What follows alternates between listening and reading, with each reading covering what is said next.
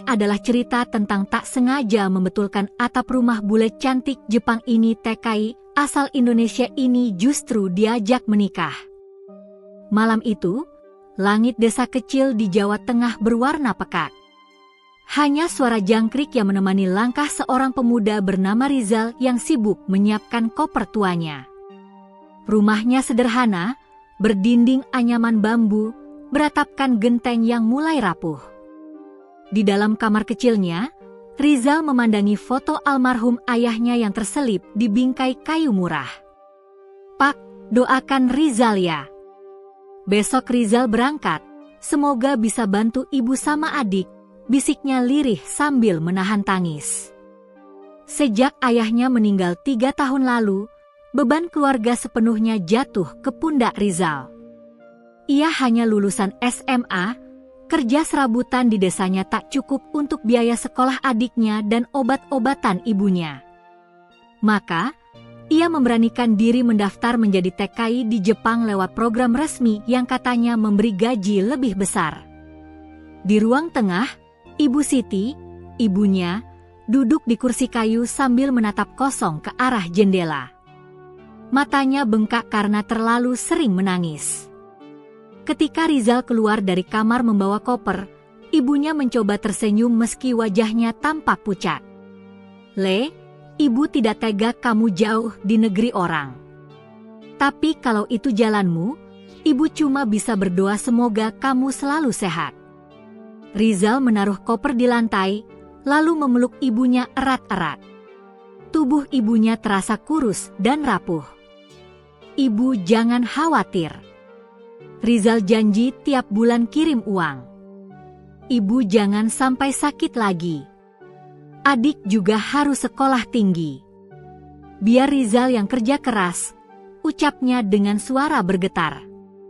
Di sudut ruangan, Nina, adiknya yang masih SMP, ikut menangis. Ia menggenggam erat tangan kakaknya. "Kak, jangan lama-lama ya. Aku nggak bisa kalau kakak jauh. Kalau ada orang jahat di Jepang gimana?"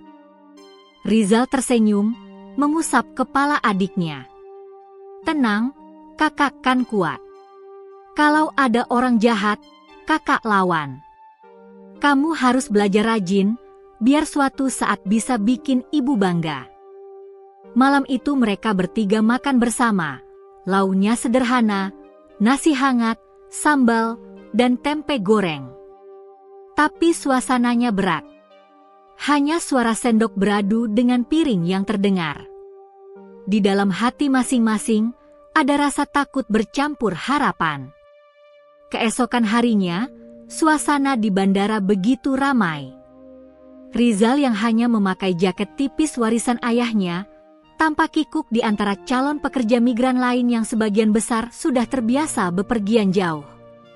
Ibunya dan adiknya mengantar sampai gerbang keberangkatan. "Jangan lupa sholat, Le," pesan ibunya sambil menyelipkan mushaf kecil ke saku jaket Rizal. "Iya, Bu. Rizal bakal bawa ini terus," jawabnya. Ketika pengumuman keberangkatan terdengar, tangis ibunya pecah. Nina juga tak berhenti menarik-narik lengan kakaknya agar jangan pergi. Rizal memeluk mereka sekali lagi, menahan rasa sesak di dadanya. "Doakan Rizal ya, Bu, Nin. Kalau Allah izinkan, kita bakal tinggal di rumah yang lebih bagus nanti. Ibu nggak perlu mikir biaya obat lagi." Air mata mengalir di pipinya. Dengan langkah berat, ia berbalik, melambaikan tangan, lalu masuk ke ruang keberangkatan. Perjalanan menuju Jepang menjadi pengalaman yang tak pernah dibayangkan Rizal. Dari jendela pesawat, ia melihat lautan awan putih, begitu luas dan asing. Dalam hati ia berdoa, "Ya Allah, lindungi hamba MU ini. Jangan biarkan Rizal gagal." Setelah berjam-jam perjalanan, akhirnya pesawat mendarat di Bandara Kansai, Osaka. Udara dingin langsung menusuk tulangnya. Jaket tipisnya tak cukup menahan suhu 10 derajat. Ia menggigil, tapi mencoba tegar. Bersama rombongan TKI lain, Rizal dijemput oleh petugas agensi Jepang. Mereka dibawa ke sebuah asrama sederhana di pinggiran Kyoto. Kamar yang ditempati Rizal hanya berisi kasur tipis di lantai, lemari kecil, dan pemanas ruangan yang sering mati. Namun ia tetap bersyukur. Malam pertama di negeri orang, Rizal tak bisa tidur. Ia menatap langit-langit kamar sambil teringat wajah ibunya. Rasa rindu menyeruak. Di balik rasa takutnya, terselip secercah semangat.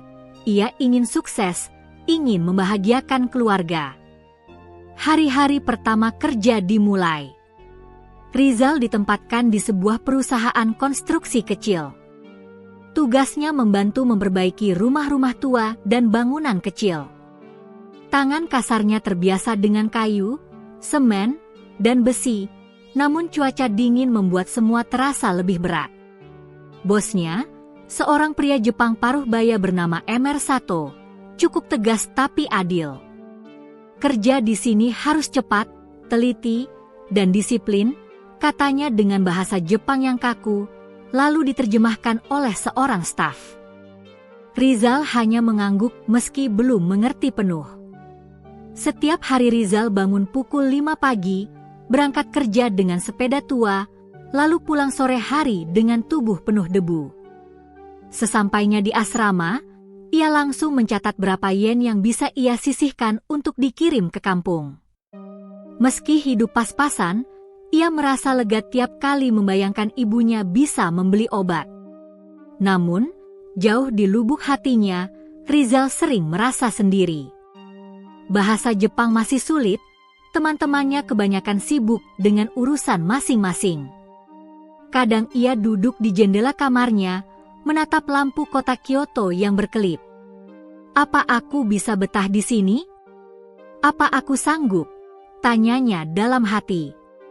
Tapi setiap kali keraguan datang, wajah ibunya selalu terbayang. Itu yang membuatnya bertahan.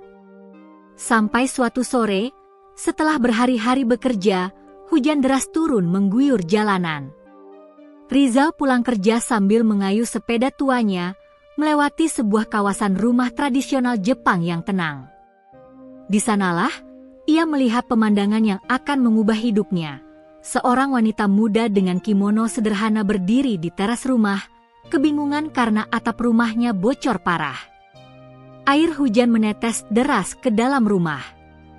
Wajah wanita itu tampak cemas, matanya menoleh ke kiri dan kanan seolah mencari pertolongan. Naluri Rizal sebagai tukang langsung muncul. Ia berhenti, menurunkan sepedanya, lalu menghampiri. Sumimasen. Atap, bocor, tanyanya terbata dengan bahasa Jepang seadanya. Wanita itu menatap Rizal heran, lalu mengangguk cepat. Rizal menunjuk ke atas atap, lalu ke dirinya sendiri. Saya bisa bantu, katanya dengan campuran bahasa Indonesia dan sedikit Jepang. Wanita itu, yang kelak Rizal ketahui bernama Aiko Tanaka, terdiam sejenak, lalu mengangguk pelan. Tanpa pikir panjang, Rizal melepas jaketnya, memanjat ke atap rumah, dan mulai memperbaiki kebocoran dengan peralatan seadanya yang ia bawa di sepedanya. Hujan semakin deras, tubuhnya basah kuyup, tapi ia tetap bekerja dengan tekun. Dari bawah, Aiko menatapnya dengan mata penuh rasa kagum. Disitulah, sebuah kisah tak terduga baru saja dimulai. Pagi di Kyoto selalu menyambut Rizal dengan udara dingin yang menusuk tulang. Alarm ponselnya berdering pukul 5 pagi, membuyarkan mimpinya tentang kampung halaman. Ia bangkit perlahan dari kasur tipis di kamar asrama yang sempit, mengucek mata, lalu segera menyalakan pemanas ruangan yang kadang macet. Nafasnya tampak membentuk uap putih, tanda suhu di luar sangat rendah. Ya Allah, semoga aku kuat hari ini, gumamnya sambil merapatkan jaket lusuh yang ia bawa dari kampung. Asrama itu dihuni sekitar 8 orang TKI lain. Mereka berasal dari berbagai daerah, Jawa Barat, Madura, Lombok. Suara gaduh terdengar di lorong ketika teman-temannya bersiap kerja. Ada yang bercanda, ada yang mengeluh tentang cuaca dingin, ada pula yang hanya diam. Rizal termasuk yang pendiam, lebih sering sibuk dengan pikirannya sendiri. Di ruang makan asrama, ia sarapan nasi instan dengan telur rebus yang dibeli dari minimarket dekat stasiun. Rasanya hambar, jauh berbeda dengan nasi hangat dan sambal buatan ibunya di rumah. Tapi Rizal memaksakan diri menelan. Ia tahu tubuhnya harus kuat untuk kerja fisik seharian. Perjalanan menuju tempat kerja ditempuh dengan sepeda tua yang ia beli murah dari pekerja lama. Jalannya sepi, dikelilingi rumah-rumah kayu khas Jepang dan pepohonan maple yang mulai meranggas. Sesekali ia berhenti sebentar, menghela napas panjang sambil menatap ke langit abu-abu. Di kepalanya, selalu terbayang wajah ibunya. Setibanya di perusahaan konstruksi kecil tempatnya bekerja, Rizal disambut oleh Emer Sato, bosnya. Pria Jepang paruh baya itu bertubuh tegap dan berwajah serius. Di hari pertama, Rizal sudah mendengar bahwa Emer Sato terkenal disiplin, kadang keras, tapi adil. "Hayaku!" "Cepat!" teriak Emer Sato suatu pagi ketika melihat Rizal agak lambat mengangkat papan kayu. Iya, jawab Rizal terbata-bata. Bahasa Jepangnya masih kacau, membuat teman kerjanya tertawa kecil. Di proyek, Rizal ditugaskan membantu memperbaiki rumah-rumah tua bergaya tradisional. Pekerjaan itu melelahkan, mengangkat semen, memaku kayu, membersihkan genteng, hingga mengangkut barang-barang berat. Tangannya penuh kapalan, punggungnya sering pegal, tapi ia jarang mengeluh. Di sela kerja, rekan-rekan sesama TKI sering menggodanya. "Zal, kamu terlalu serius kerja. Santai aja, nanti juga gaji tetap sama," kata Budi, TKI asal Madura. Rizal tersenyum tipis. "Kalau aku santai, nanti pikiranku ke rumah terus. Mending capek kerja daripada capek mikirin biaya obat ibu." Jawaban itu membuat teman-temannya terdiam. Mereka tahu Rizal memang berbeda, selalu fokus, jarang membuang waktu untuk main atau nongkrong. Malam hari, setelah bekerja lebih dari 8 jam, Rizal pulang dengan tubuh remuk. Namun, ia tidak langsung tidur. Ia membuka catatan kecil berisi daftar kebutuhan keluarga di kampung, biaya sekolah Nina, biaya obat ibu, uang listrik rumah.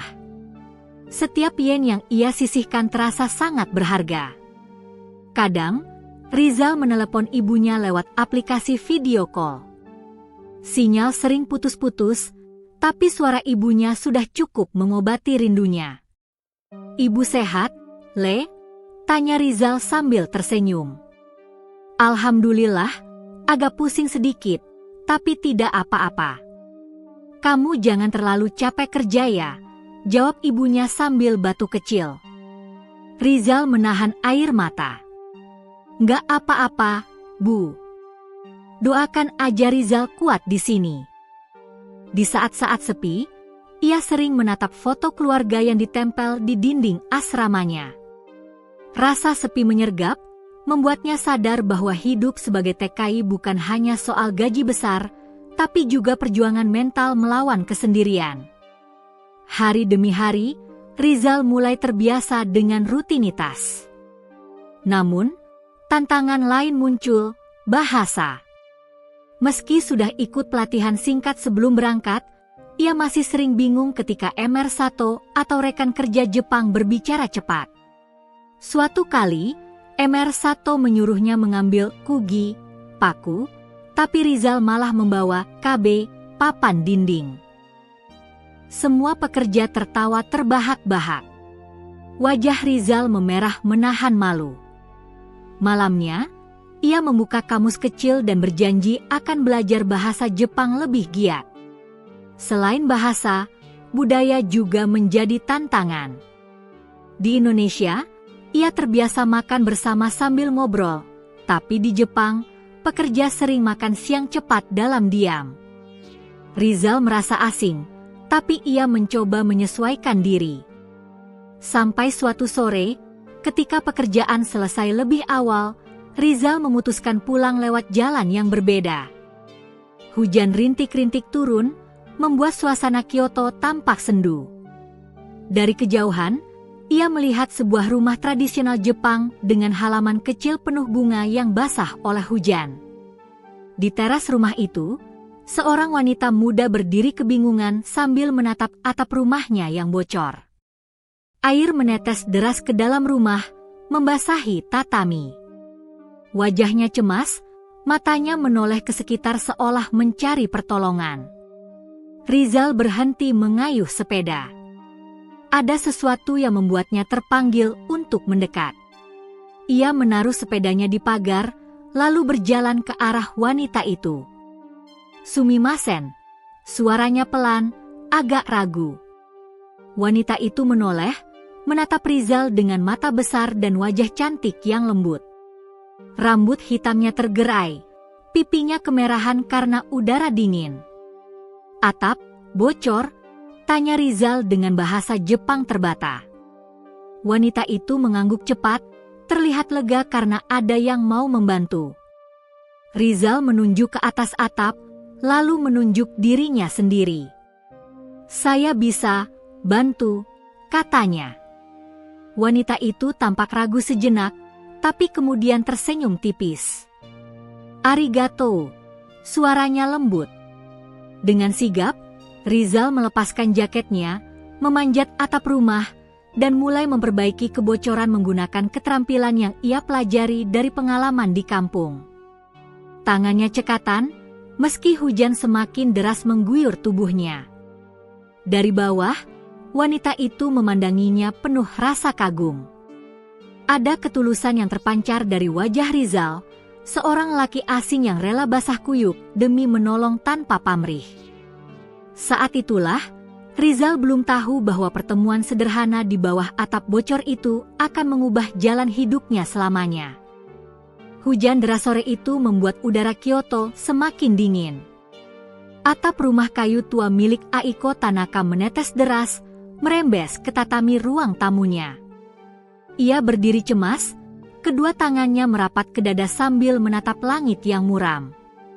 Hingga tiba-tiba, sosok laki asing dengan wajah khas Asia Tenggara berhenti di depan rumahnya. Jaketnya basah, rambutnya meneteskan air hujan. Ia tersenyum kaku, lalu dengan bahasa Jepang terbata berkata, "Atap bocor? Saya bisa bantu." Aiko menatapnya ragu. "Siapa dia?" Dari logat bicaranya, jelas ia bukan orang Jepang. Namun, sorot matanya tulus. Tatapannya penuh keyakinan, bukan sekadar basa-basi. Akhirnya Aiko mengangguk. "Onegai shimasu, tolonglah." Rizal segera memanjat atap dengan lincah. Hujan semakin deras, membuat tubuhnya basah kuyup, tetapi tangannya cekatan. Ia menutup celah genteng dengan papan kayu darurat yang ia bawa dari sepedanya. Tetesan air mulai berkurang. Dari bawah, Aiko memperhatikannya penuh rasa kagum. "Dia bahkan tidak kenal aku, kenapa begitu mau repot menolong?" batin Aiko. Setelah hampir 1 jam, bocoran berhasil ditangani sementara. Rizal turun dari atap, wajahnya basah, jaketnya penuh lumpur. Ia tersenyum lega. "Sudah, aman," ucapnya dengan nafas sedikit terengah. Aiko cepat-cepat mengambil handuk kecil, lalu menyerahkannya. "Doumo arigatou gozaimasu," katanya sambil membungkuk. Rizal hanya tersenyum, tidak sepenuhnya paham, tapi ia mengerti maksudnya. Undangan pertama. Melihat Rizal menggigil kedinginan, Aiko merasa tak enak hati. Ia lalu berkata dengan bahasa Inggris sederhana, "Come inside. Warm yourself." Rizal tertegun. Bahasa Inggrisnya pas-pasan, tapi cukup untuk menangkap maksud Aiko. "Oh, inside? Iya. Terima kasih," jawabnya. Rizal pun masuk ke dalam rumah. Aroma teh hijau segar langsung menyeruak, bercampur dengan wangi kayu tua. Aiko mempersilakan Rizal duduk di dekat meja rendah khas Jepang. Sementara itu, ia masuk ke dapur untuk menyiapkan teh hangat. Rizal duduk kaku. Rumah itu terasa asing, tetapi hangat. Foto-foto keluarga Jepang berbingkai kayu menghiasi dinding, vas bunga ikebana di pojok ruangan, dan rak buku penuh literatur. Tak lama, Aiko kembali dengan membawa 2 cangkir teh hijau panas. Ia meletakkannya di meja dengan hati-hati. "Please, drink," katanya sambil tersenyum. Rizal menunduk hormat, lalu meminum perlahan. Kehangatan teh menjalar ke seluruh tubuhnya yang menggigil. "Enak sekali," gumamnya pelan. Aiko menatapnya. "You from Indonesia?" tanyanya dalam bahasa Inggris. Rizal mengangguk cepat. "Yes. I'm Rizal. From Central Java." "Oh," Aiko tersenyum. "I am Aiko. Aiko Tanaka. Nice to meet you, Rizal-san." Mereka berjabat tangan canggung. Aiko terkejut, tangan Rizal kasar penuh kapalan, tanda ia pekerja keras. Awal percakapan canggung. Percakapan mereka berjalan lambat. Rizal lebih sering terbata-bata dalam bahasa Inggris, sementara Aiko sesekali tertawa kecil ketika Rizal salah mengucapkan kata. "Work, construction," jelas Rizal sambil menunjuk ke tangannya yang penuh luka. "Oh, construction worker." "Sugoi," jawab Aiko, matanya berbinar. "You help my house." Grateful." Rizal mengangguk. Ia menatap Aiko sekilas, lalu buru-buru menunduk. Hatinya berdegup. Bukan hanya karena kecantikan Aiko dengan kulit putih pucat dan senyumnya yang lembut, tetapi karena sikap ramahnya yang membuat Rizal merasa dihargai. Di tengah percakapan, Aiko mengambil kamus kecil bahasa Jepang-Inggris, lalu meletakkannya di atas meja. "We can use this." "Sure." Rizal tersenyum lebar. "Arigatou, Aiko-san." Mereka pun mulai mencoba berbicara dengan campuran bahasa Jepang, Inggris, dan sedikit bahasa tubuh. Meski sering salah paham, suasana terasa hangat. Keakraban yang tumbuh. Hujan belum reda. Aiko lalu menawarkan semangkuk sup miso hangat. You must be hungry." Rizal ragu, tapi perutnya memang keroncongan. Ia mengangguk pelan. "Terima kasih, arigato." Sambil makan, Aiko bertanya banyak hal tentang keluarga Rizal, kampung halamannya, makanan Indonesia. Rizal menjawab seadanya, kadang dengan gestur tangan. Ia menceritakan bahwa ibunya sakit, adiknya masih sekolah, dan ia datang ke Jepang untuk bekerja keras mengirim uang. Mendengar itu, ekspresi Aiko berubah lembut. "You, good son. Good brother." Rizal tersipu. Ia tidak terbiasa mendapat pujian, apalagi dari wanita asing secantik Aiko. Sebaliknya, Rizal juga penasaran. "And you, Aiko-san?" "Work." Aiko tersenyum. "I'm an English teacher at Language School." Rizal manggut-manggut. Pantas saja bahasa Inggrisnya bagus. Dalam hati, ia berpikir, orang seperti dia jauh sekali dengan aku. Dia terdidik, terhormat. Aku hanya tukang kasar. Mana mungkin bisa dekat. Namun, setiap kali ia berpikir begitu, tatapan ramah Aiko seakan menepis semua keraguannya. Hujan mereda, tapi hati berbeda. Setelah hampir 2 jam, hujan perlahan reda. Rizal merasa sudah terlalu lama menumpang. Ia bangkit dari duduknya. Terima kasih, banyak. Saya pulang. Aiko ikut berdiri. Wait, Rizal-san. Ia lalu mengambil sebuah payung lipat berwarna biru dan menyerahkannya. For you. Don't get sick. Rizal terdiam, lalu menerimanya dengan tangan bergetar. Terima kasih, Aiko-san. Saya tidak lupa. Ia keluar rumah, melangkah dengan hati hangat. Dari kejauhan, ia menoleh sekali lagi.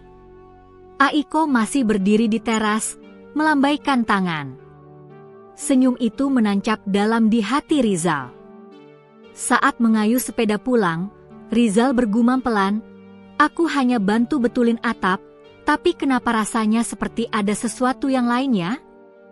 Ia tidak tahu, pertemuan itu baru permulaan dari sebuah kisah besar yang akan mengubah hidupnya. Sejak pertemuan pertama di rumah Aiko saat hujan deras itu, Rizal merasa ada sesuatu yang berbeda dalam hidupnya.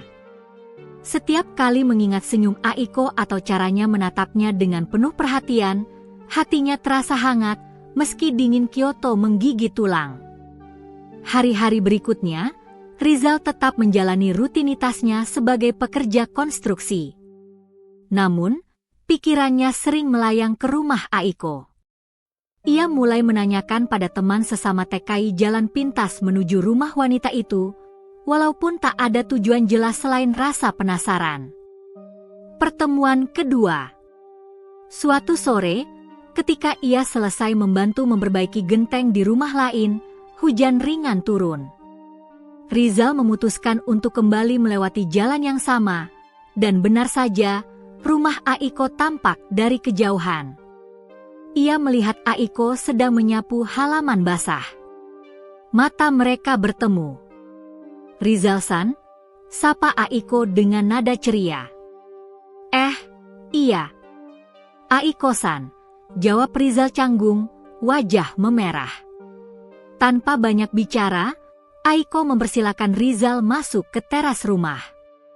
Kali ini, tidak ada hujan deras, tapi aroma teh hijau dan hangatnya rumah membuat Rizal merasa nyaman seperti di rumah sendiri. Aiko mengambil kamus bahasa Jepang-Inggris, menaruhnya di meja. You can practice Japanese with me, katanya. Rizal terkejut. Really? Of course. You helped me, so I can help you now. Rizal tersenyum malu. Ia tahu bahasa Jepangnya masih kacau, tapi Aiko begitu sabar. Belajar bahasa Jepang. Mereka duduk berseberangan, membuka kamus, dan mulai belajar kosa-kata sederhana. Aiko menunjukkan huruf hiragana sambil mengejap pelan. Rizal mencoba menirukan, kadang salah, tapi Aiko tertawa ringan, bukan mengejek. Ini. Neko, kata Aiko sambil menunjuk gambar kucing. Neko, Rizal mengulang dengan canggung. Perfect, puji Aiko. Kemudian Aiko menunjukkan kata lain. Rizal belajar lambat, tapi tekadnya kuat. Setiap kali salah, ia mengulang hingga benar. Hujan rintik di luar jendela terdengar seperti musik pengiring, menciptakan suasana hangat di dalam rumah kayu.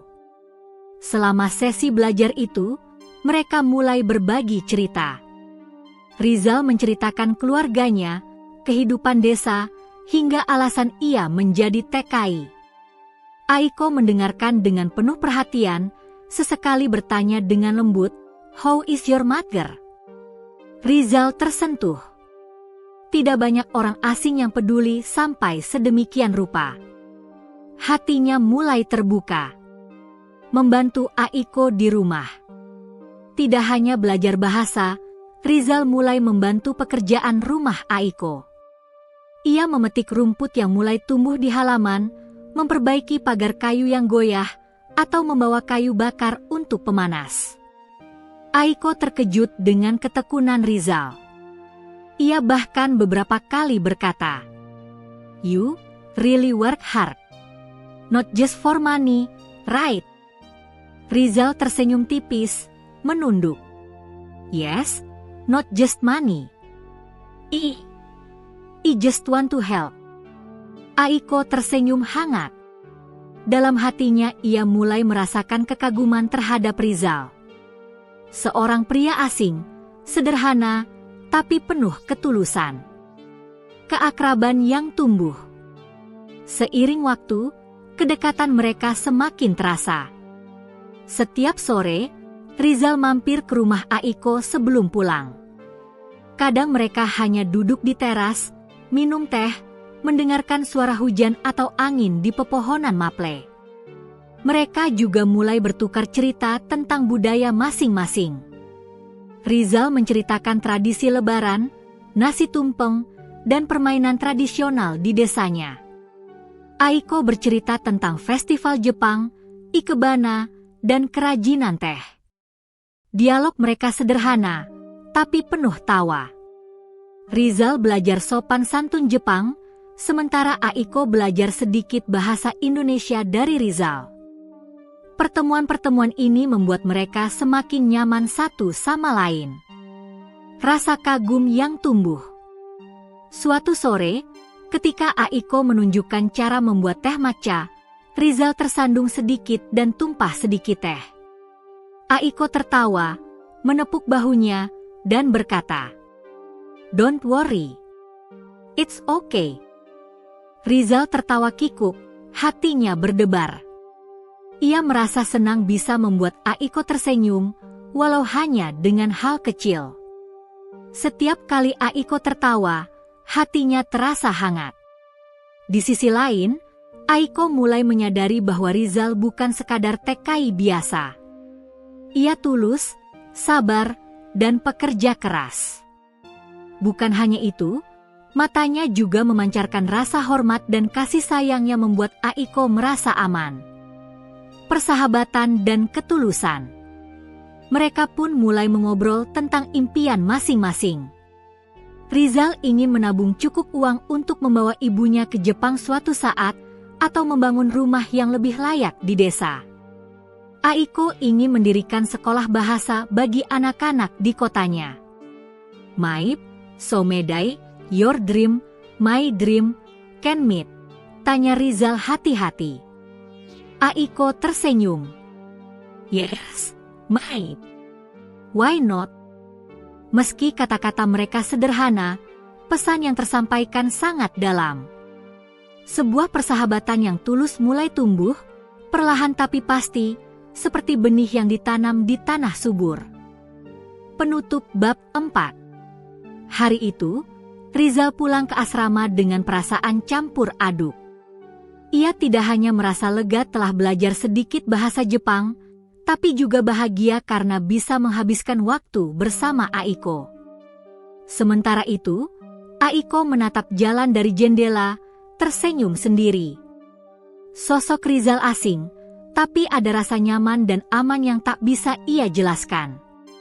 Hatinya mulai merasakan sesuatu yang berbeda, benih rasa suka yang lembut dan tulus. Di luar, Kyoto mulai gelap. Lampu jalan berpendar lembut, hujan mulai reda, dan udara malam membawa aroma daun maple basah. Disinilah persahabatan mereka benar-benar dimulai, dan tak ada yang menyangka bahwa dari persahabatan sederhana inilah akan tumbuh kisah cinta yang luar biasa. Seiring waktu, kedekatan Rizal dan Aiko mulai menarik perhatian orang-orang di sekitar. Awalnya hanya teman sesama TKI dan tetangga rumah Aiko yang sesekali menatap mereka dengan rasa penasaran. Namun, tidak semua orang melihat hubungan mereka dengan pandangan baik. Ejekan di tempat kerja. Di perusahaan konstruksi, beberapa rekan sesama TKI mulai berbisik-bisik. "Zal, tiap hari mampir ke rumah Aiko ya," goda Budi sambil menahan tawa. Rizal hanya tersenyum canggung. "Iya, cuma belajar bahasa aja," jawabnya pelan.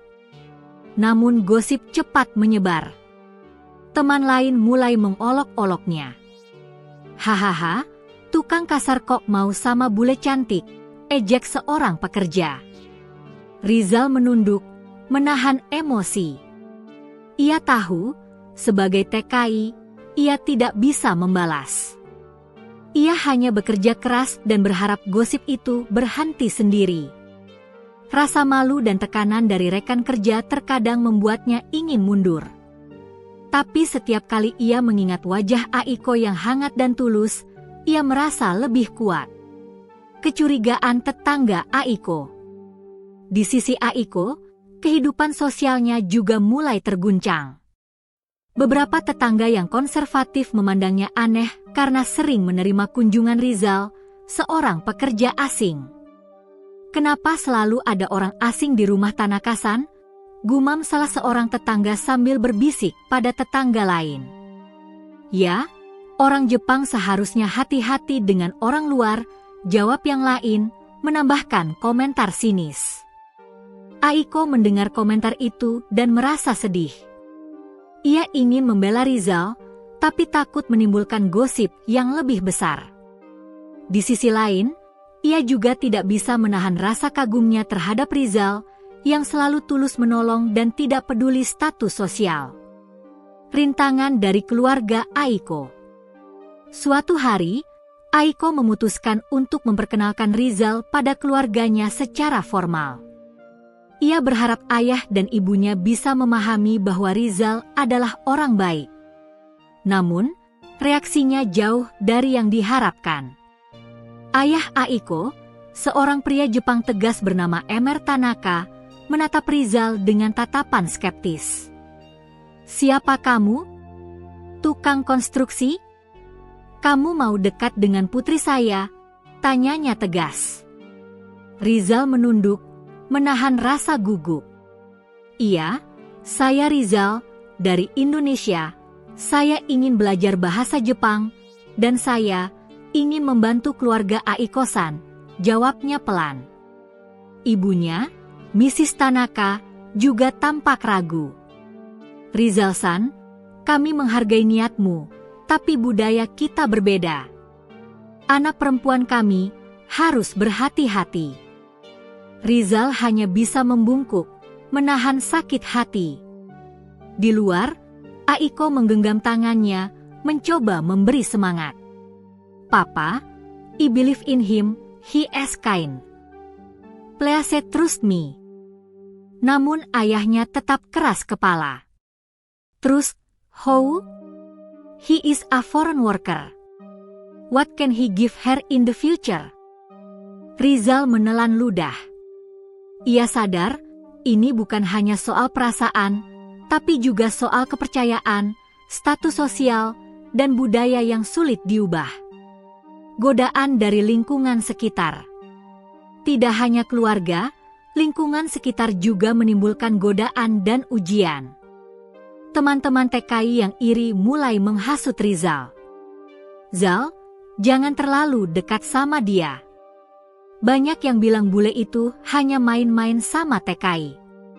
"Hati-hati," kata salah satu. Rizal sempat ragu. Di satu sisi, ia percaya pada niat baiknya sendiri. Di sisi lain, komentar itu menimbulkan ketakutan akan masa depan. Ia pulang ke asrama dengan hati berat. Malam itu, ia duduk di jendela, menatap lampu-lampu kota Kyoto. Suasana sepi. Hujan rintik tipis menambah kesan sendu. Apakah aku salah mempercayai perasaan ini? Apakah aku cukup baik untuk Aiko-san? Gumamnya. Dukungan dan ketulusan. Di tengah kesulitan, ada satu hal yang membuat Rizal bertahan, ketulusan Aiko. Beberapa hari kemudian, Aiko menemuinya di proyek, membawa bento kecil.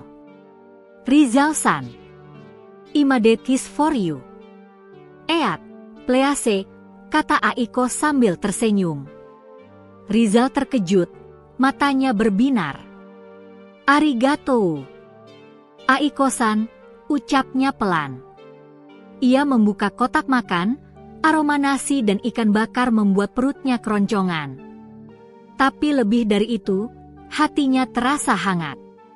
Ia tersadar, meski banyak rintangan, ada satu hal yang pasti, Aiko tulus. Mereka duduk di tepi proyek, menikmati makanan sederhana sambil bercakap-cakap.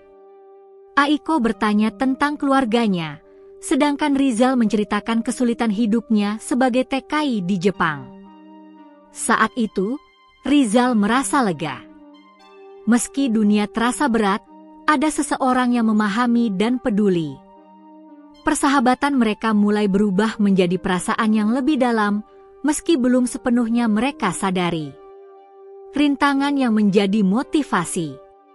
Rintangan yang mereka hadapi, ejekan teman kerja, komentar tetangga, dan ketidaksetujuan keluarga, justru membuat Rizal lebih gigih. Ia ingin membuktikan bahwa dirinya bukan hanya tukang kasar, tetapi pria yang mampu bertanggung jawab dan tulus. Setiap hari, ia bekerja lebih keras, belajar bahasa Jepang lebih rajin, dan mencoba memahami budaya setempat. Ia sadar bahwa untuk bisa diterima, ia harus menunjukkan kesungguhan dan ketekunan. Di sisi Aiko, ia juga belajar untuk bersabar. Ia tahu persahabatan mereka diuji oleh lingkungan. Namun, ia percaya bahwa niat tulus akan selalu menang melawan prasangka. Penutup bab 5. Malam itu, Rizal kembali ke asrama dengan hati berat tapi juga penuh tekad. Ia menatap langit Kyoto yang gelap, bintang-bintang samar tertutup awan. Aku tidak tahu apa yang akan terjadi besok, tapi aku akan tetap berjuang. Untuk ibu, adik, dan untuk Aiko-san, gumamnya. Di rumah Aiko, ia menatap foto keluarga dan memikirkan kata-kata ayahnya. Meski dunia seolah menentang mereka, ada satu hal yang membuat Rizal yakin, ketulusan hati tidak bisa dibohongi. Dan disitulah benih cinta mereka terus tumbuh, di tengah hujan godaan, ejekan, dan prasangka. Hari itu Kyoto diselimuti kabut tipis, udara dingin menusuk tulang. Rizal baru saja selesai bekerja di proyek konstruksi, tubuhnya lelah dan tangan penuh kapalan. Meski demikian, pikirannya tidak pernah lepas dari Aiko Tanaka. Senyum lembutnya, tatapan hangatnya, dan cara ia selalu peduli membuat hati Rizal bergetar. Ketika ia melintasi jalan setapak menuju rumah Aiko, sebuah kejutan menunggu. Di teras, Aiko berdiri memegang sepasang sarung tangan rajut. Rizal-san, kamu dingin, kan? Ambil ini, katanya sambil tersenyum. Rizal terkejut. Iya. Arigato. Aiko-san. Ia menerima sarung tangan itu, merasakan kehangatan dari sentuhan lembut tangan Aiko saat menyerahkan. Hatinya berdetak lebih cepat. Kebersamaan yang menghangatkan. Aiko mempersilakan Rizal masuk. Rumah itu hangat, aroma teh hijau segar dan kayu basah yang masih lembab dari kabut pagi menyelimuti ruangan. Aiko menyiapkan 2 cangkir teh hangat sambil meletakkan di atas meja rendah. "Please, drink," katanya. Rizal tersenyum dan meneguk teh perlahan, merasakan kehangatan menjalar ke tubuhnya yang dingin. Mereka duduk berseberangan, tapi kali ini suasananya berbeda.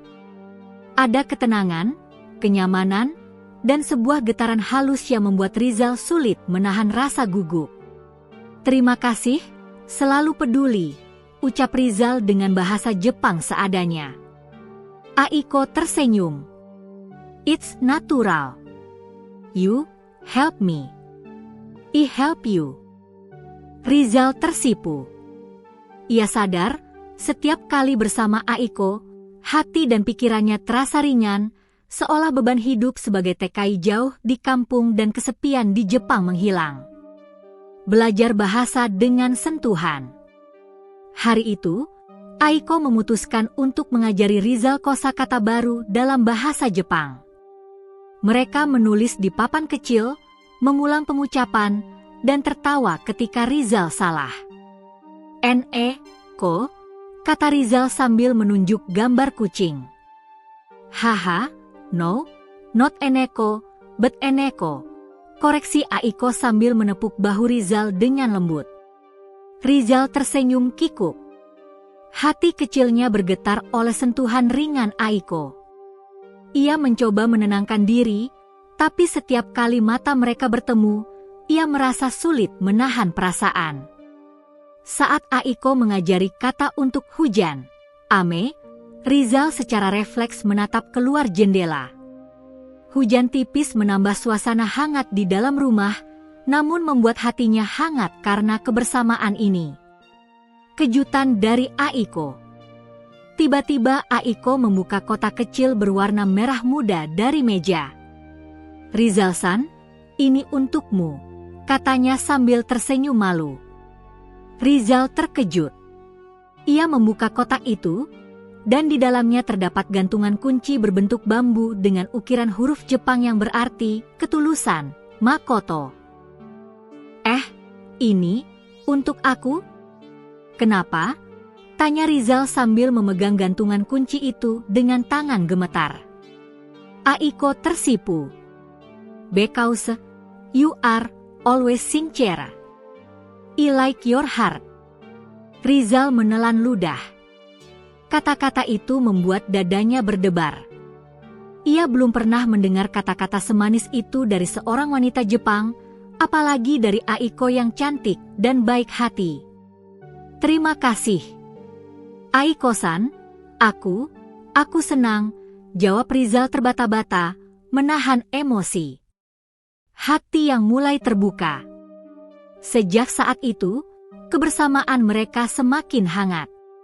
Setiap hari Rizal belajar bahasa Jepang, sementara Aiko belajar sedikit bahasa Indonesia dari Rizal.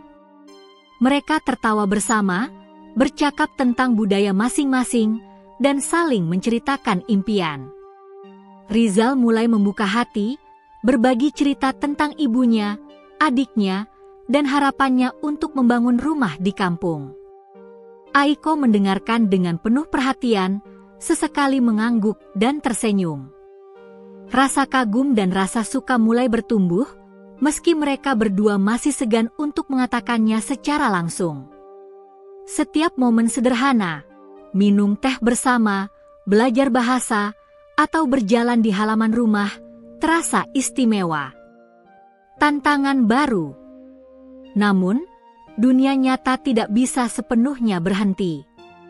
Teman kerja Rizal masih sesekali mengejeknya. Zal, hati-hati, bule itu bukan orang biasa, kata seorang teman sambil tertawa.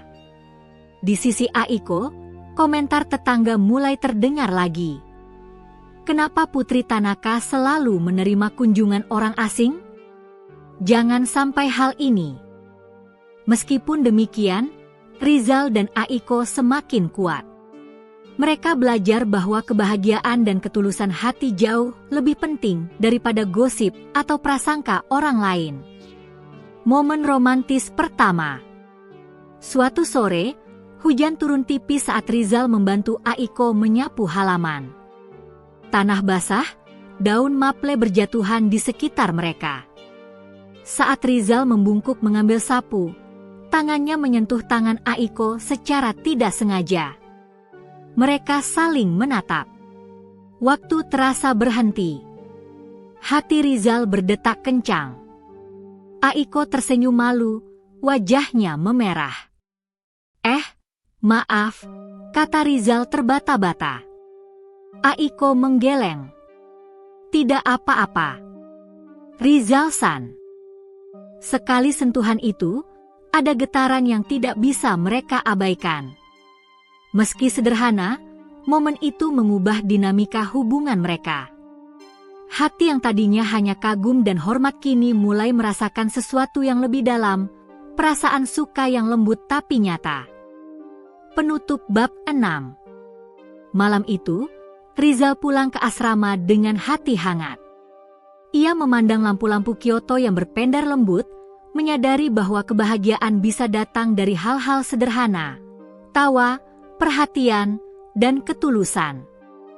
Di sisi lain, Aiko menatap jendela rumahnya, tersenyum sendiri. Benih perasaan yang ia rasakan terhadap Rizal semakin kuat.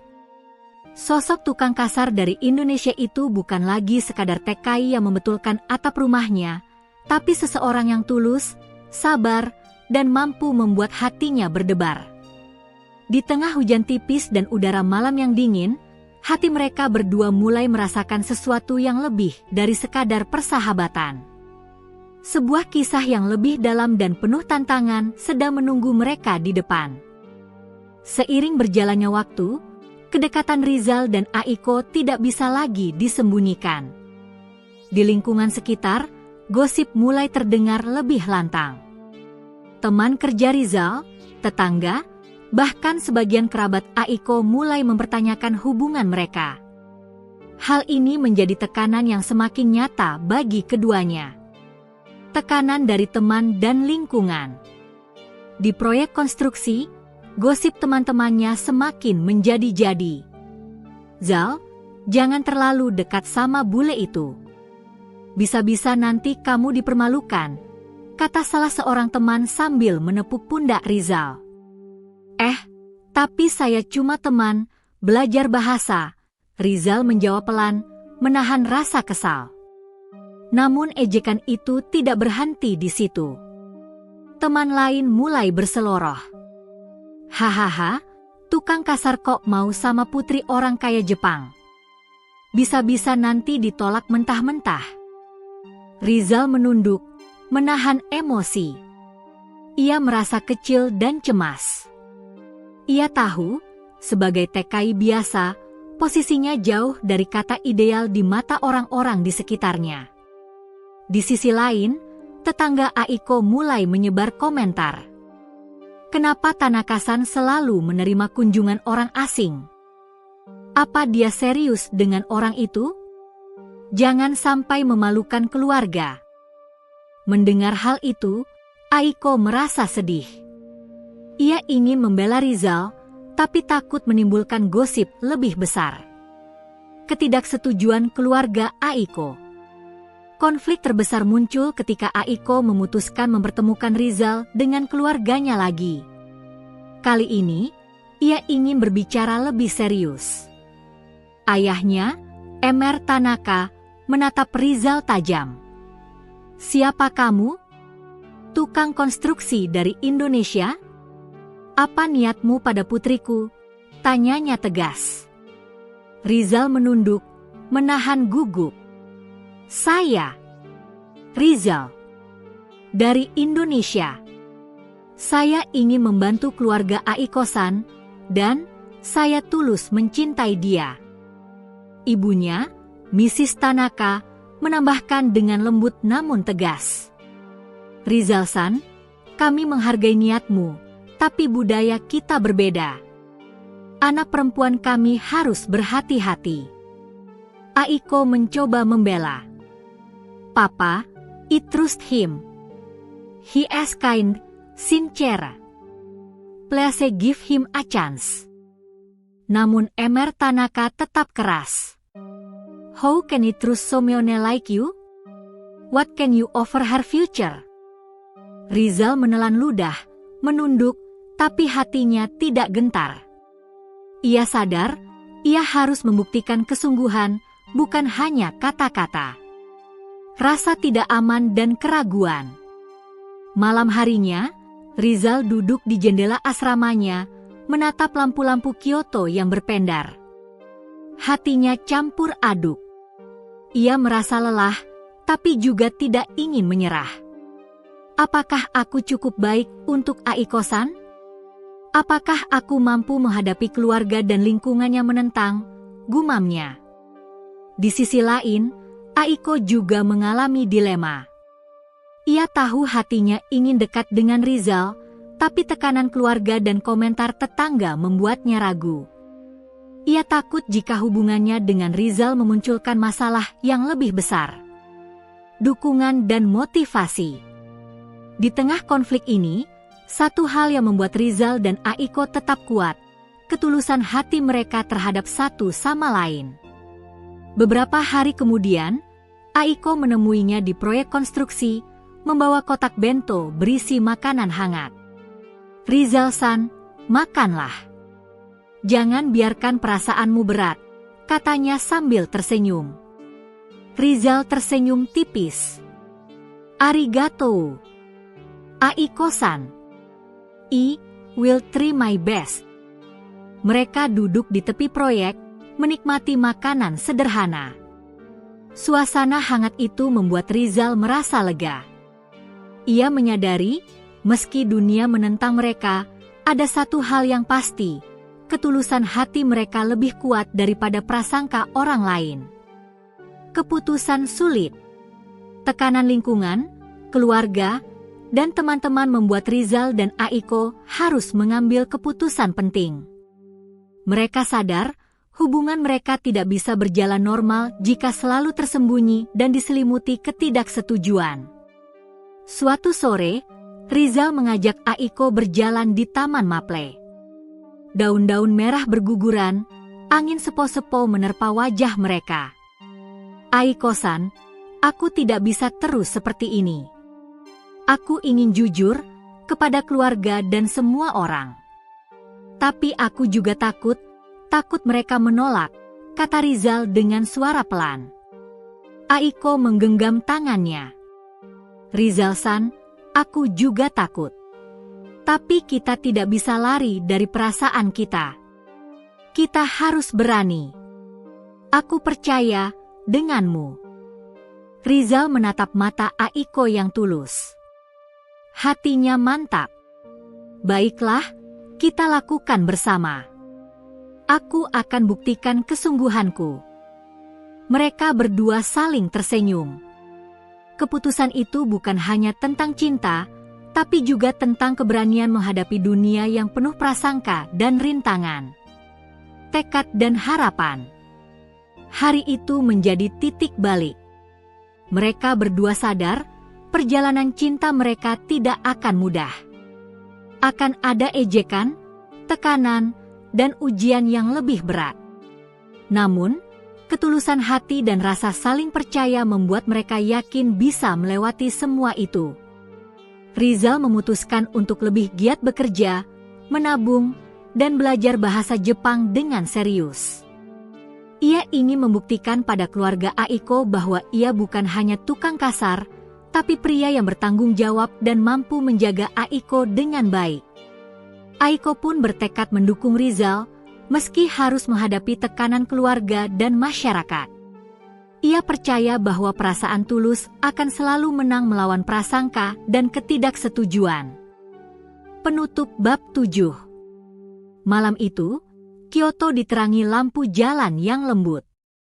Rizal dan Aiko berdiri di tepi Taman Maple, saling menggenggam tangan. Daun-daun merah berjatuhan di sekitar mereka, angin sepo-sepo membawa aroma hujan tipis sebelumnya. Hati mereka berdua dipenuhi tekad. Rintangan, godaan, dan tekanan dunia luar tidak lagi menakutkan.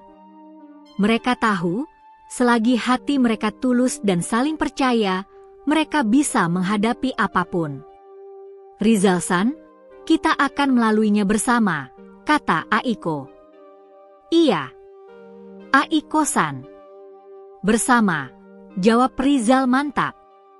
Benih cinta mereka semakin kuat. Bab baru dalam kisah hidup mereka sedang dimulai, penuh tantangan, keberanian, dan harapan. Kyoto memasuki musim semi. Udara mulai hangat, bunga sakura bermekaran, dan jalan-jalan dipenuhi warna-warni kelopak yang jatuh. Suasana ini menjadi latar sempurna bagi Rizal dan Aiko untuk menikmati momen kebahagiaan mereka, meski tantangan belum sepenuhnya sirna. Menunjukkan hubungan dengan lebih terbuka. Setelah keputusan sulit di bab sebelumnya, Rizal dan Aiko memutuskan untuk lebih terbuka tentang hubungan mereka. Mereka tidak lagi hanya bertemu diam-diam di rumah Aiko atau taman kecil. Kini, mereka mulai berjalan bersama di jalan-jalan kota, mengunjungi pasar, dan kadang berbelanja perlengkapan rumah. Saat itu, Rizal memegang tangan Aiko perlahan. Aiko tersenyum tanpa rasa takut. Orang-orang di sekitar mereka mulai memperhatikan, beberapa menatap heran, tapi mereka tidak peduli. Kebahagiaan mereka lebih penting daripada komentar orang lain. Di salah satu kafe kecil, Rizal berusaha berbicara bahasa Jepang lebih lancar. Senang, bisa, makan, bersama Aiko-san, katanya sambil tersenyum. Aiko menatapnya hangat. "You're improving, Rizal-san. I'm proud of you." Momen-momen sederhana itu membuat hati mereka berbunga-bunga. Setiap senyum, setiap tawa, menjadi penguat ikatan mereka. Kejutan kecil yang membahagiakan. Suatu sore, Aiko mengajak Rizal ke festival musim semi di kota. Lampion-lampion berwarna merah dan kuning berpendar, aroma makanan tradisional Jepang memenuhi udara, dan musik festival mengalun lembut. "Rizal-san, let's try this," kata Aiko sambil menyerahkan seikat kembang api kecil. Rizal menerima, matanya berbinar. Mereka menyalakan kembang api bersama, sambil tertawa dan saling menatap. "Indah, seperti kita," kata Rizal pelan, suara hampir bergetar. Aiko tersipu. "Yes, indah." Itu adalah momen pertama mereka merasakan kebahagiaan romantis yang nyata. Dunia di sekitar seolah berhenti, hanya ada mereka berdua dan cahaya kembang api yang menari di udara malam. Tantangan baru muncul. Namun, kebahagiaan tidak berlangsung lama tanpa tantangan. Teman-teman kerja Rizal yang iri mulai menyebar gosip lagi. "Hahaha, tukang kasar itu sudah mulai bergaya seperti pria modern.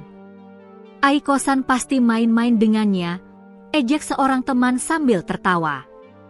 Di sisi Aiko, beberapa tetangga mulai menatap mereka dengan sinis.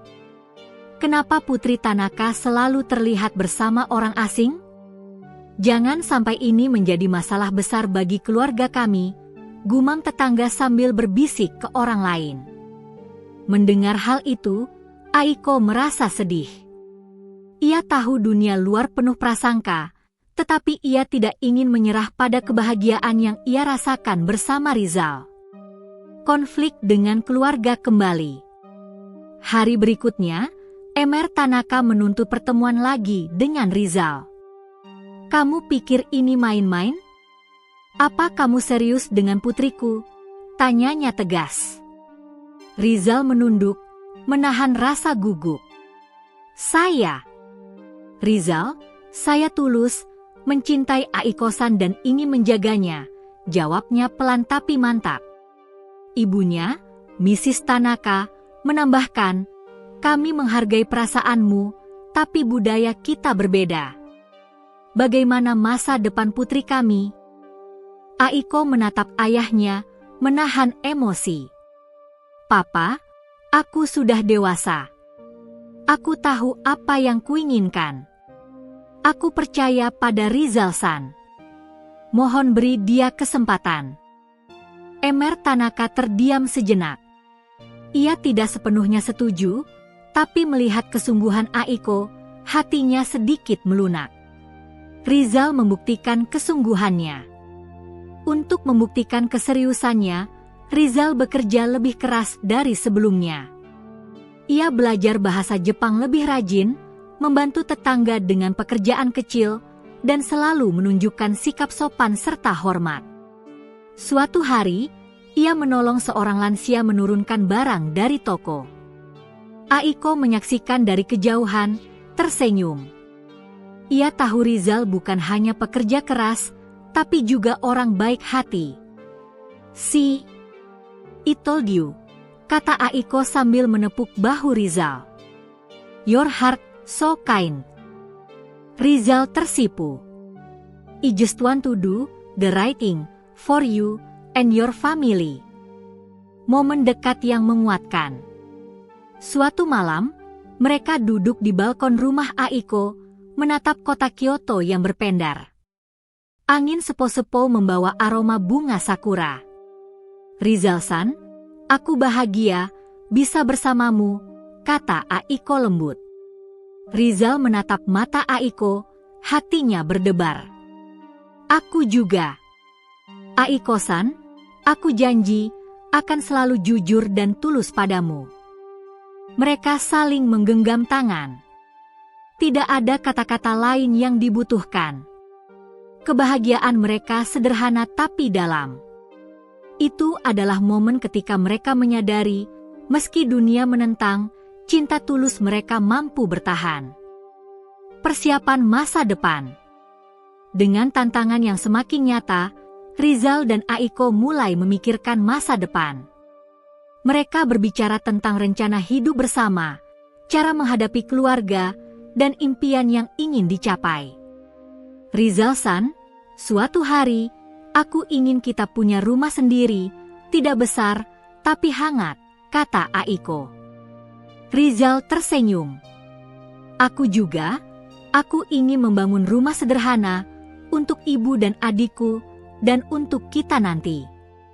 Obrolan itu membuat hati mereka semakin dekat. Impian mereka mulai sejalan, dan tekad mereka untuk bersama semakin kuat. Penutup bab 8. Kyoto malam itu hening, lampu-lampu jalan berpendar lembut, bunga sakura berguguran pelan. Rizal dan Aiko duduk berdampingan, saling menggenggam tangan, merasakan hangatnya perasaan yang tumbuh di antara mereka.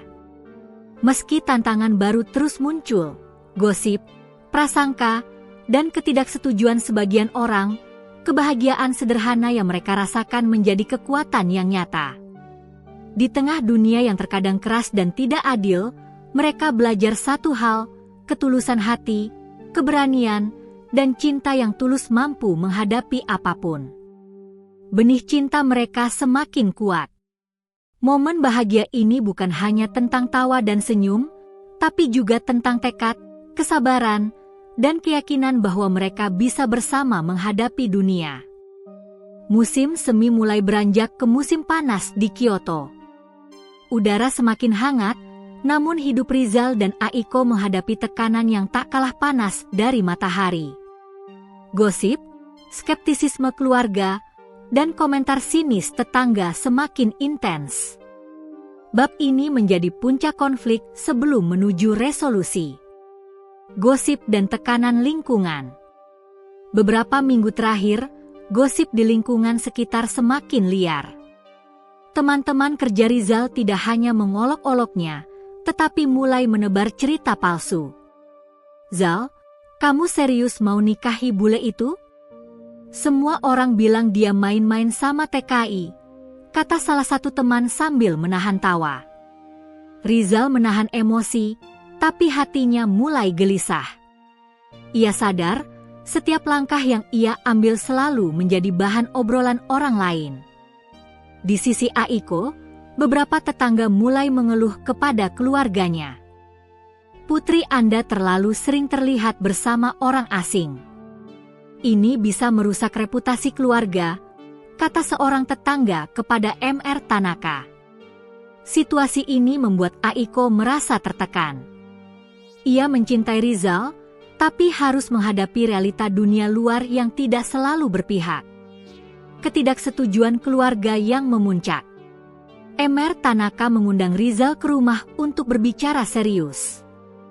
Kamu pikir ini main-main? Apa kamu benar-benar serius dengan putriku?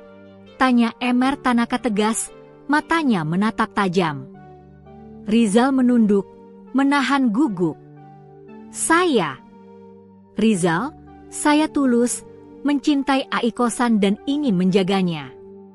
Saya siap membuktikan diri. Mrs. Tanaka menambahkan, kami menghargai perasaanmu, Tapi bagaimana masa depan putri kami? Budaya kita berbeda, statusmu juga berbeda. Bagaimana kamu bisa memastikan kebahagiaan Aiko-san? Aiko berdiri di sampingnya, menatap ayahnya dengan penuh harap. Papa, aku sudah dewasa. Aku tahu apa yang kuinginkan. Tolong percayai Rizal-san. Dia orang baik. Namun Emer Tanaka tetap keras kepala. Ia ingin melihat bukti nyata, bukan hanya kata-kata. Rintangan pekerjaan dan kehidupan sehari-hari. Di proyek konstruksi, tekanan kerja semakin berat. Rizal harus bekerja ekstra keras untuk menabung, membuktikan ketulusan, sekaligus belajar bahasa Jepang lebih intens. Kadang, ia pulang larut malam dengan tubuh letih dan tangan lecet, namun pikirannya tetap tertuju pada Aiko. Beberapa kali, ia mendengar ejekan teman-temannya. Hahaha. Zal, kamu pikir dia akan benar-benar mencintaimu? Rizal hanya menunduk, menahan amarah, dan terus bekerja. Tetapi, rintangan terbesar bukan hanya fisik atau sosial.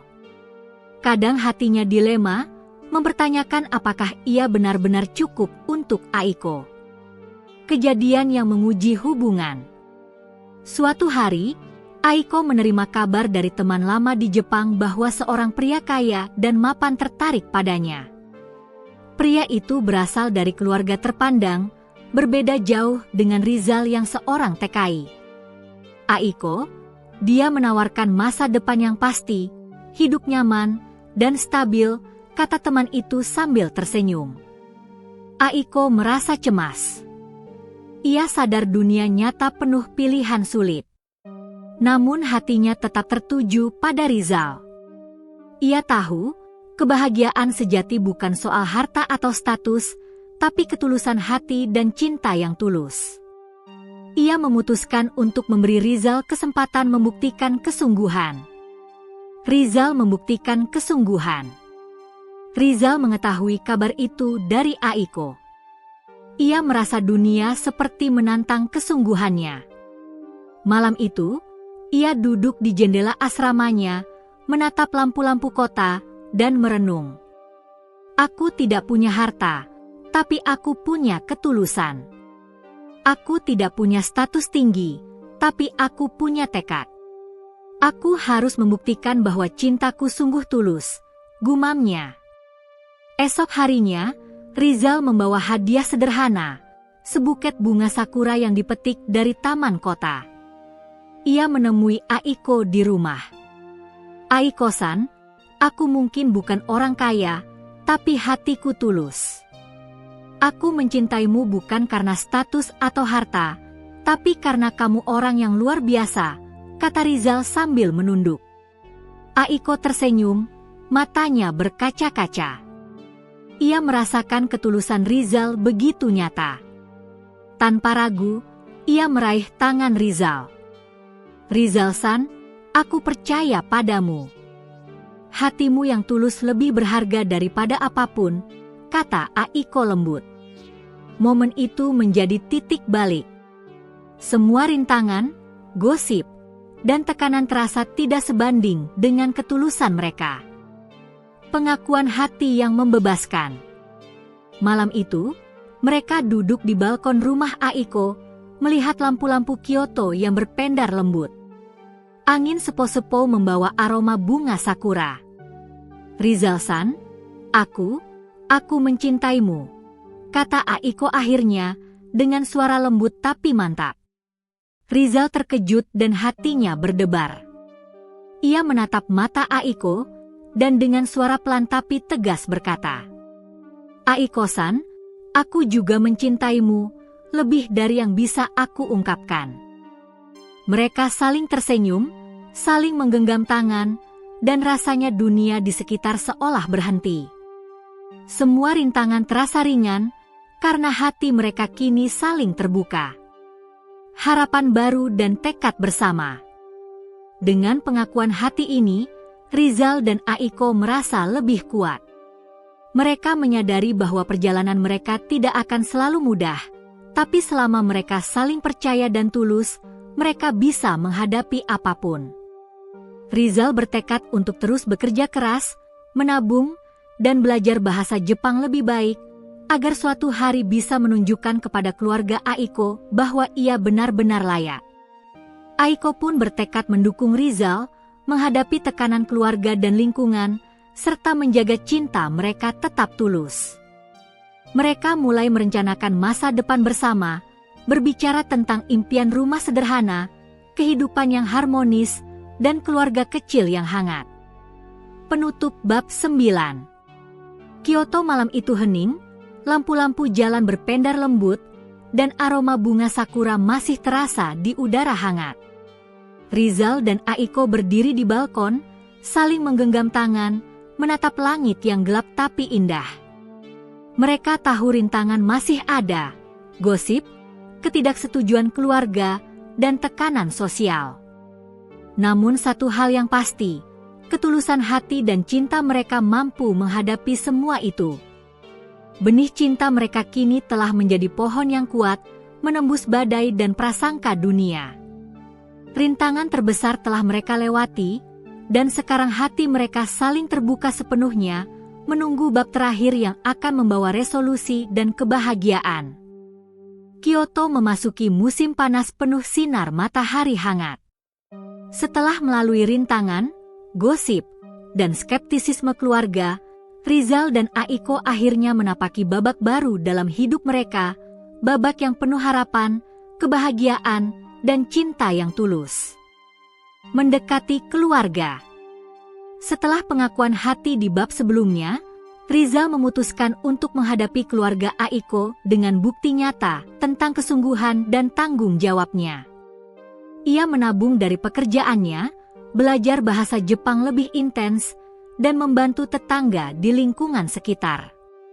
Suatu hari, ia mengundang Mr. dan Mrs. Tanaka untuk makan malam sederhana di rumah Aiko. Rizal menyiapkan semua dengan bantuan Aiko, dari dekorasi meja hingga menu makanan Jepang sederhana. Ketika Mr. Tanaka melihat Rizal menyiapkan meja dengan rapi, menyalakan lampu-lampu kecil, dan memasak dengan hati-hati, hatinya mulai melunak. Rizal, aku melihat kesungguhanmu dan ketulusan hatimu, kata Mr. Tanaka pelan. Mrs. Tanaka tersenyum lembut. Aku percaya, putriku memilih orang yang tepat. Aiko berdiri di samping Rizal, menatap kedua orang tuanya dengan mata berbinar. Papa, I told you. Rizal-san is sincere. He loves me. Mr. Tanaka akhirnya mengangguk, menerima Rizal dengan tangan terbuka.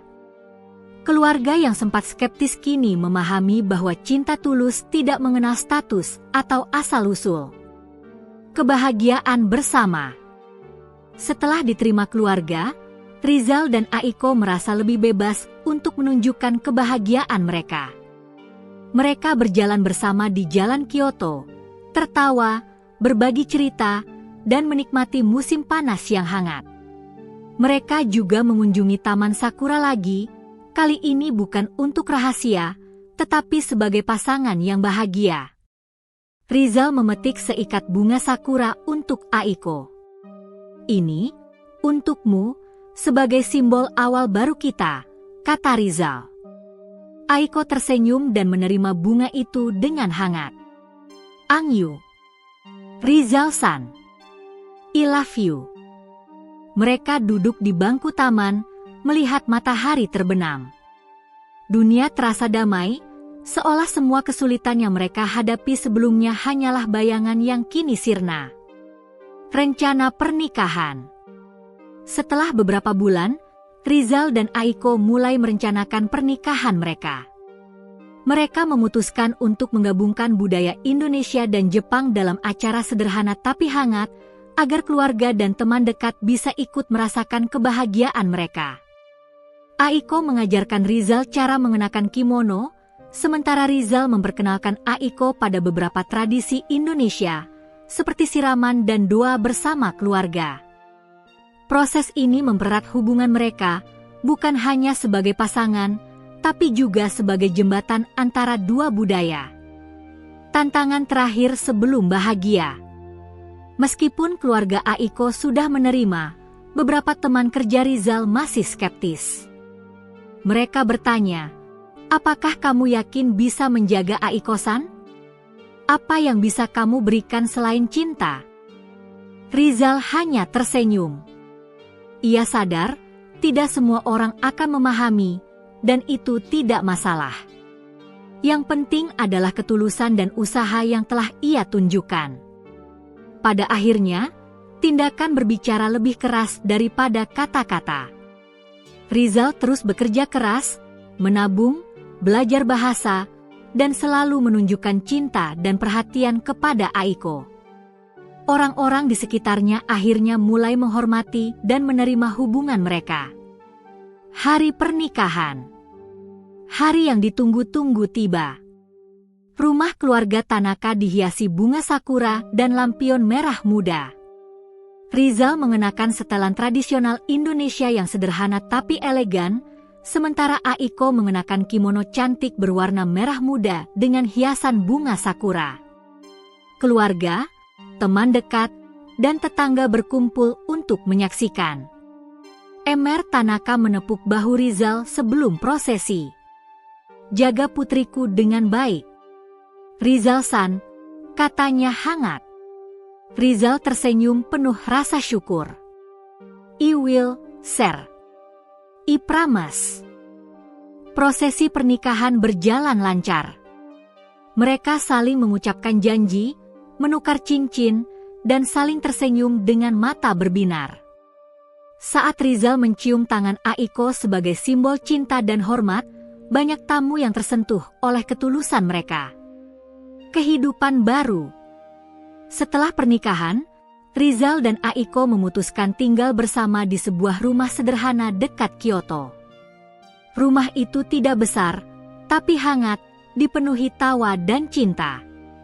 Mereka menggabungkan unsur Jepang dan Indonesia dalam dekorasi rumah, menciptakan suasana unik dan harmonis. Rizal tetap bekerja keras, tapi kini lebih bahagia karena setiap pulang ia disambut oleh Aiko yang tersenyum hangat.